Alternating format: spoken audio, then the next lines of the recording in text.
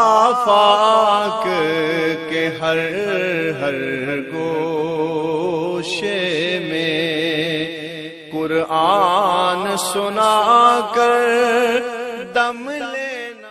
ایک مجھ سے ایک دوست نے سوال پوچھا 4-5 دنوں کے، کچھ سوال ایسے ہوتے ہیں جو بندے کو چوراہے پہ لا کے کھڑا کر دیتے ہیں، زندگی میں نہ بھولنے والے سوالات ہوتے ہیں۔ ایک شخص نے سوال پوچھا، کہنے لگا اوکاڑے دینی اور مذہبی گھرانہ ہے، اوکاڑے سے تعلق ہے، میرے ساتھ محبت کا رشتہ ہے۔ کہنے لگے بیٹی کی شادی کر دی ہے راولپنڈی میں،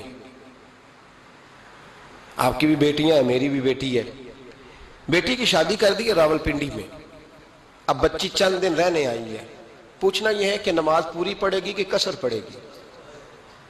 تو میرا تو اس نے کام کر دیا، حد ہو گئی، رو رو کے برا حال۔ میں نے کہا یار تو بند کر دے فون، رات کو بتاؤں گا۔ کیا پوچھ لیا یار تو نے؟ بیٹی مسافر نہیں ہوتی، بیٹی تو مہرانی ہوتی ہے باپ کے گھر کی۔ بیٹی مطلب کیسے بتاؤں کہ دل کرتا ہے کہ بیٹی وہ صرف ہنسے، وہ روئے کبھی نہ، یہ دعا ہوتی ہے۔ تو نے اتنا بڑا سوال کیوں کیا؟ بہرحال علماء کو کچھ چیزوں کے جواب دینے پڑتے ہیں۔ میں نے کہا میں رات کو بتاؤں گا۔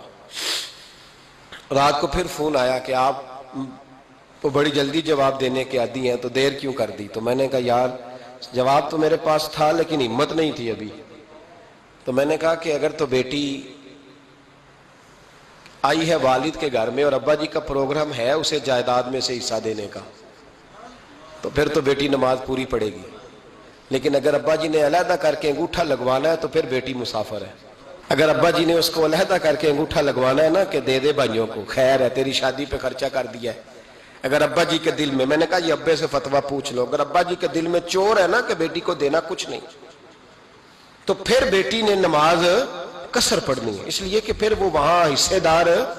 اس کی دلیل حضرت عثمان غنی رضی اللہ تعالیٰ عنہ حج کے لیے تشریف لے گئے، تو لوگوں نے حضرت عثمان غنی سے کہا کہ نبی پاک بھی قصر نماز پڑھتے تھے، حضرت عمر بھی حج کے موقع پر قصر پڑھتے، حضرت ابو بکر بھی، آپ کیوں پوری پڑھتے؟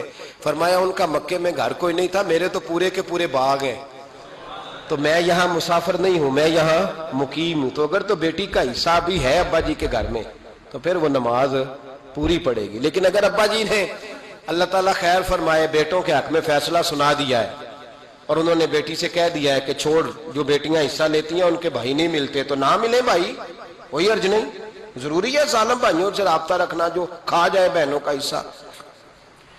والد ظالم ہے، ظالم ہے باپ، بیٹے کو حصہ دیتا ہے بیٹی کو نہیں دیتا۔ اور یہ 1.5 مربے والے جاگیردار کی بات نہیں کرنا، جس کا 4 مرلے کا مکان ہے اس کی بیٹی کا بھی حصہ بنتا ہے۔ کیوں کھاتے ہو بیٹیوں کا حصہ؟ ڈر نہیں آتا اللہ تعالیٰ سے؟